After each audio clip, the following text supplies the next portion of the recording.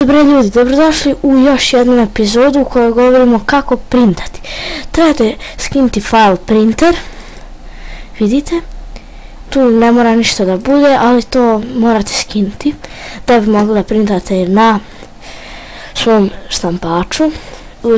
Odete na Microsoft Office Word Document,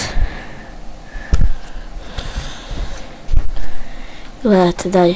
Znači, ja imam 2007, a vi koje već imate. Ovdje je Vranješ Nikola i napišete Prijedor